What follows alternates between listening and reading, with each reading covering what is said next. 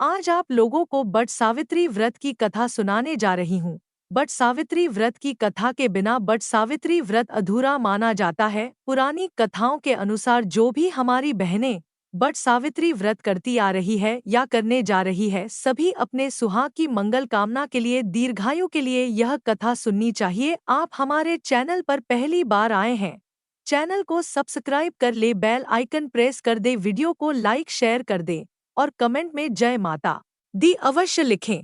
और आप सबको बट सावित्री व्रत की हार्दिक शुभकामनाएं। तो आरंभ करती हूँ। हर सुहागिन महिला अपने सुहाग की रक्षा के लिए ईश्वर से कामना करती है। पति की लंबी आयु की दुआ करने के साथ साथ वह उसकी तरक्की के लिए कई उपवास भी रखती है। ऐसे में वट सावित्री व्रत का महत्व अधिक बढ़ जाता है। ये उपवास हर सुहागिन महिला के लिए खास होता है। वट सावित्री व्रत के दिन सुहागिनें पूरे विधि विधान से पूजा करती है। इस दौरान कुछ महिलाएं निर्जला उपवास भी रखती है।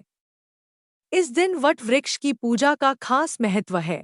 माना जाता है कि इस वृक्ष की पूजा के बिना व्रत पूरा नहीं होता है। धार्मिक मान्यताओं के अनुसार इसमें पौराणिक मान्यता है कि वट सावित्री व्रत करने से पति की आयु लंबी होती है और परिवार में भी सुख समृद्धि बनी रहती है। यही नहीं, अखंड सौभाग्यवती भव का भी आशीर्वाद प्राप्त होता है। ऐसा इसलिए होता है क्योंकि इस दिन से जुड़ी पौराणिक कथा प्रचलित है। ऐसा माना जाता है कि मध्यदेश में अश्वपति नाम के धर्मात्मा राजा का राज था और उनकी कोई भी संतान नहीं थी। राजा ने संतान प्राप्ति के लिए यज्ञ करवाया, जिसके शुभ परिणाम के बाद उनके घर एक कन्या का जन्म हुआ। इस कन्या का नाम सावित्री रखा गया।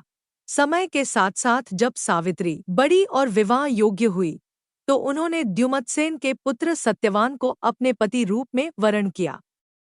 बता दें, सत्यवान के पिता भी राजा ही थे, लेकिन उनका राजपाट छिन गया था, जिसके चलते वह दरिद्रता में जीवन व्यतीत कर रहे थे। सत्यवान के माता पिता की भी आंखों की रोशनी चली गई थी और वह जंगल से लकड़ी काटकर उसे बेचकर अपना गुजारा कर रहे थे। वहीं जब सावित्री और सत्यवान के विवाह की बात चली तब नारद मुनि ने सावित्री के पिता राजा अश्वपति को बताया कि सत्यवान अल्पायु है और विवाह के 1 वर्ष पश्चात ही उनकी मृत्यु हो जाएगी। नारद मुनि की बात सुनकर सावित्री के पिता ने उन्हें समझाने का बहुत प्रयास किया, लेकिन वह नहीं मानी। अंत में सावित्री का सत्यवान से विवाह हो गया। बट सावित्री व्रत 2024 पति की लंबी उम्र और सुखी वैवाहिक जीवन के लिए वट सावित्री व्रत पर करें ये खास उपाय। शादी के बाद सावित्री अपने सास ससुर और पति की सेवा में लग गई। फिर एक दिन वो दिन भी आ गया जिसका जिक्र नारद मुनि ने किया था। सत्यवान की मृत्यु उसी दिन सावित्री भी सत्यवान के साथ वन को गई। वन में सत्यवान लकड़ी काटने के लिए जैसे ही पेड़ पर चढ़ने लगा कि उसके सिर में असहनीय पीड़ा होने लगी। वह सावित्री की गोद में सिर रखकर लेट गया। कुछ ही समय में उनके समक्ष अनेक दूतों के साथ स्वयं यमराज खड़े हुए थे। यमराज सत्यवान की आत्मा को लेकर दक्षिण दिशा की ओर चलने लगे।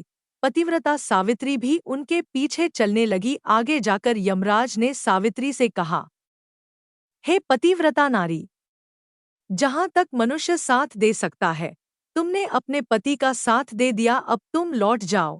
इस पर सावित्री ने कहा, जहां तक मेरे पति जाएंगे वहां तक मुझे जाना चाहिए, यही सनातन सत्य है। यमराज सावित्री की वाणी सुनकर प्रसन्न हुए और उनसे 3 वर मांगने को कहा। यमराज की बात का उत्तर देते हुए सावित्री ने कहा, मेरे सास ससुर अंधे हैं, उन्हें नेत्र ज्योति दे।